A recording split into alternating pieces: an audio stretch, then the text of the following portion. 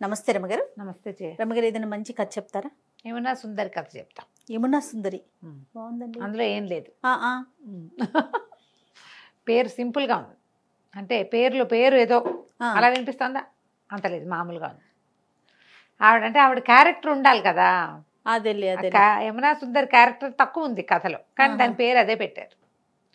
పూర్వం అట ఓ నదీ తీరంలో ఉన్న గ్రామంలో సీనయ్య అని ఉండేవాడట, ఒక అబ్బాయి.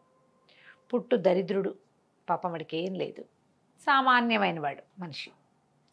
అయితే కానీ వాళ్ళ ఇంట్లోట పాతకాలం నాటి సితార్ ఒకటి ఉండేదట. ఎప్పటిదో, వాడి ఏముందు 3 తరాల నాటిదో, కాస్త పురాతనమైన వస్తువు. చిన్నప్పుడు ఆ సితారు వాయించడం నేర్చుకున్నాడు. కొంతమందికి పెద్దగా నేర్చుకోకర్లేకుండా ఇన్స్ట్రుమెంట్స్ పట్టుపడతాయి. అవును. ఏదో ఇంట్లో ఎవరైనా వాయిస్తుంటేనే హార్మోనియం లాంటివి అయితే మరీ సింపుల్గా వచ్చేస్తాయి. మనం ఈ నార్త్ ఇండియన్వి ఈ బాంబేలో అక్కడ షూట్ చేసిన కొన్ని చూస్తుంటామా, తర్వాత బుడ్డాడు నేను వాయించేస్తుంటాడు, వాడికి ఎలా వచ్చేసో అనిపిస్తుంది. అది నేర్చుకున్న విద్య కాదు, వచ్చిన విద్య. ఇతనికి అట్లా వచ్చిన విద్య అన్నమాట. పాటలు కట్టి పాడేవాడు. ఆ సితారు వాయించి వాడు పాట పాడుతుంటే ఇంకా వాడి రూపం, వాడి దారిద్ర్యం కనపడేది కాదు. పీపుల్ హాయిగా వినేవాళ్ళు వాడి సంగీతాన్ని. అయితే ఇతను ఎట్లా అయ్యేదంటే, ఇతనికి నదీ తీరానికి వెళ్ళి సాయంకాలం అక్కడ కూర్చుని పాటలు పాడుకునేవాడు. అది ఆనందం కలిగించేది. వాడికి ఆకలి దప్పి ఉండేవి కాదు, ఎంత సంతోషంగానూ ఉండేది. ఈ నదీ తీరం ఏంటిది? యమునా నదీ తీరం. ఓ, ఆ యమున నది అంటే ఇప్పుడు మనకి ఇట్లా విశాలంగా కనపడకుండా ఇట్లా మెలికలుగా ఉన్న ఒక బ్యాంకులో, అంటే ఒక ఒడ్డున వీళ్ళ ఊరుందనమాట. అక్కడికి వెళ్ళి కూర్చుని పాడేవాడు. అయితే ఈ యమున ఇంకా కొంచెం ముందుకి సముద్రంలో కలిసే దారి ఒకటి ఉంది అక్కడ. మామూలుగా నదులు సముద్రంలో కలిసేటప్పుడు ఇంత పెద్ద దీంతో ఏం వచ్చేవి, స్లోగా ఉంటాయి. అక్కడంతా ఏదో ఉండి చివరికి ఏదో మెలికలాగా ఒక ఇరకలాగా ఉండి ఆ ఇరకలో నుంచి సముద్రం వైపుకి వెళ్తుంది. అలాంటి పరిస్థితి ఉందన్నమాట ఇక్కడ. ఊళ్ళో వాళ్ళంతా చాలా మెచ్చుకునేవాళ్ళు. అతని సంగీతాన్ని ఎంతో శ్రద్ధగా ఆసక్తిగా వినేవాళ్ళు. ఇతను ఆ నదీ తీరంలో కూర్చుంటే ఆ మెలికలు తిరిగి ఉన్న నదిని ఒక సుందరిగా ఊహించుకునేవాడు. యమునా సుందరి అనేవాడు. ఆమె కోసమే ఆమె సౌందర్యం మీద ఎన్నెన్నో పాటలు పాడాడు. యమున నల్లగా ఉంటుంది, దాని కిందున్న మట్టి వల్ల అయి ఉండొచ్చు. అది మెలికలు తిరిగి ఉంటే అది కనబడేది దాని పక్కనున్న గడ్డి దుబ్బులు, ఆ చెట్లు, ఆ చెట్లకి సోయగానే కల్పించిన ఆ నీటి తీపి, వాటన్నిటిని ఊహించి ఒక స్త్రీని గురించి ఊహించినంత ప్రీతిపాత్రంగా పాడేవాడు అనమాట. యమునా సుందరి అనేవాడు. ఇదే నా సుందరి, నా జీవితంలో స్త్రీ యమునే, అలా చెప్పేవాడు. అయితే ఏమైందట, ఎక్కడైతే యమున సముద్రంలో కలుస్తుందో అక్కడ కూర్చుని అక్కడ వాళ్ళు ఎవరో కొంతమంది అడిగితే అక్కడ పాటలు పాడుతుంటే ఒకనాడు సముద్రుడు పెద్ద పెద్ద అలలు వచ్చినాయట. చాలా పెద్ద అలలు వచ్చినాయి. అయినా కూడా వీడు సంగీతం ఆపల, కళ్ళు మూసుకుని పాడుకుంటున్నాడు వాయించుకుంటూ. ఆ లోపల ఉండిపోయాడు. ఆ సముద్రుడు పైకి వచ్చాడు. వచ్చి, ఎంత బాగా పాడుతున్నావో నువ్వు, వారి నుంచి నీ సంగీతం విని మైమరిచిపోయాం మేమంతా. నీకు ఎలాగైనా బోళ్ళని బహుమతులు ఇవ్వాలని కోరిక ఉంది. నువ్వేం చేస్తావంటే, ఈ నదీ సముద్ర సంగమం ఉంది కదా, ఇక్కడ ఒక వల తెచ్చి పరు, నీకు నేను ఇవ్వదలుచుకున్న బహుమతులు లభిస్తాయి.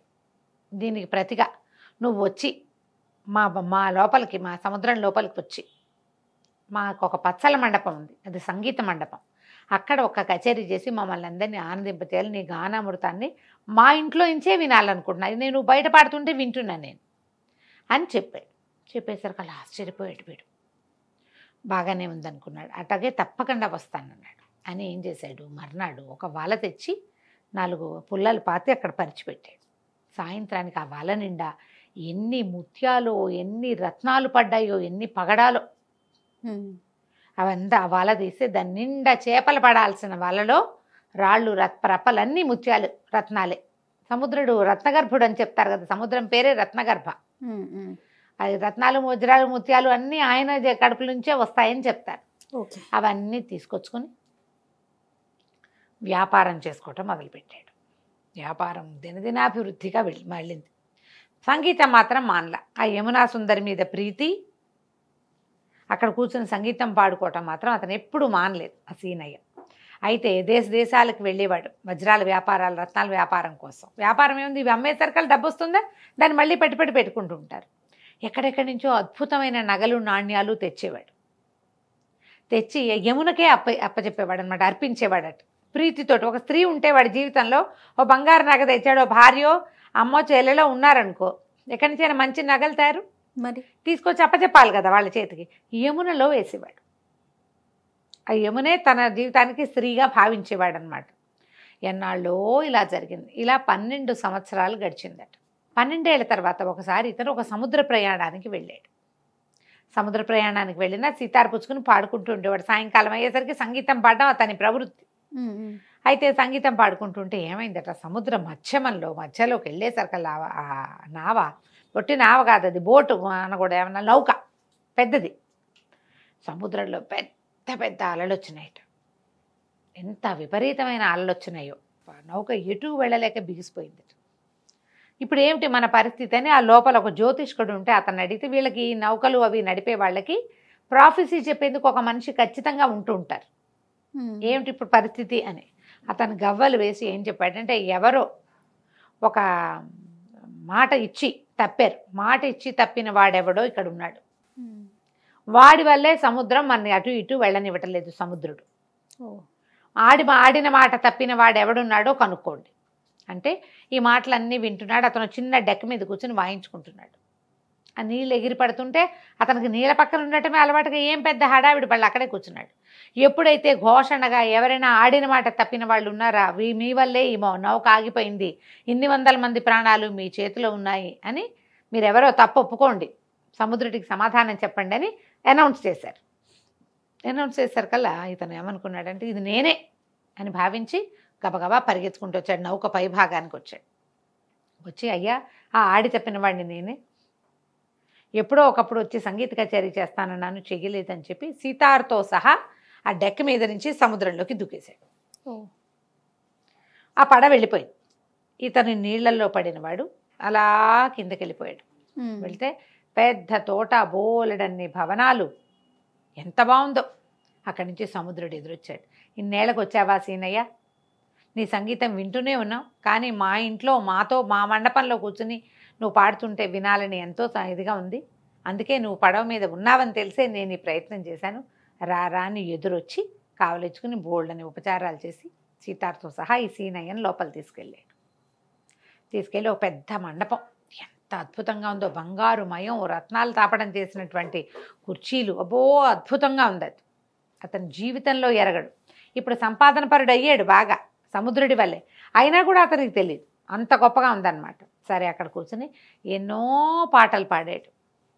ఈ తను సంగీతం మొదలు పెట్టేసరికల్లా ఎన్ని లేళ్ళు నెమ్మళ్ళు ఆ లోపల చిన్న పొన్న జంతువులన్నీ వచ్చి అక్కడ కూర్చుని వింటం మొదలుపెట్టినాయి. ఎన్నో పక్షులు కువకువలు మానేసి వింటున్నాయి. కచేరీ ముగిసేసరికల్లా బిలబిల్లాడుతూ బోలెడంతమంది అమ్మాయిలు వచ్చారట. వచ్చేసరికల్లా సముద్రుడు ఏం చెప్పాడంటే ఈ సీనయ్య వీళ్ళంతా నా కూతుళ్ళు 30 మంది అమ్మాయిలు ఉన్నారు నాకు, నీ సంగీతానికి మైమరిచిపోయాను నేను, నువ్వు ఇక్కడే ఉండిపో మాతో పాటు, ఈ అమ్మాయిల్లో ఒక అమ్మాయి నీకు నచ్చిన అమ్మాయిని పెళ్లి చేసుకో, కూతుర్నిచ్చి కన్యాదానం చేస్తాను నీకు, నువ్వు మాతో పాటే ఉందుగానే అని అడిగాడు. సముద్రంలో పడ్డవాడు బయటికి ఎటా వెళ్తాడు? సరే ఒక్కొక్క అమ్మాయిని చూశాడు, ఏ అమ్మాయి ఇతనికి నచ్చల. 29 మంది ఉన్నారు అక్కడ. ఈ లోపల ఒక అమ్మాయి, ఒక నల్లటి అమ్మాయి లోపల నుంచి నడిచొస్తే ఇతని దృష్టి అమ్మాయి మీద పడింది. ఆ అమ్మాయిని చూస్తుంటే వీడికి యమునను చూస్తున్నట్టుగా అనిపించడం మొదలెట్టి, నేను ఈ అమ్మాయి నచ్చింది నాకు, నా యమునా సుందరలేనే ఉంది ఈ అమ్మాయి. యమునను చూస్తూ అతను ఎట్లాంటి రూపాన్ని ఊహించుకునేవాడు ఆ రూపం కనపడుతోంది. అయితే సముద్రుడు అన్నాడు, నీ సంగీతమే కాదు నీ ప్రేమ కూడా అమోఘమే సీనయ్య, యమునా సుందరే ఈ అమ్మాయి, ఆమె మెడలో ఉన్న వస్తువులు చూడంటే ఇతను ఎప్పటికప్పుడు వస్తువులు అర్పించేవాడా? ఇతను వేసిన కంకణాలు, అతను వేసిన రత్నాభరణాలు, పాపిట్లో పెట్టుకునే పాపిడి పిందెలు అన్నీ అతను వేసినవే ఆ అమ్మాయి ఒంటి మీద ఉన్నాయి. ఆ యమునకు అర్పించినవి ఆ అమ్మాయికే చెందినాయి అన్నమాట.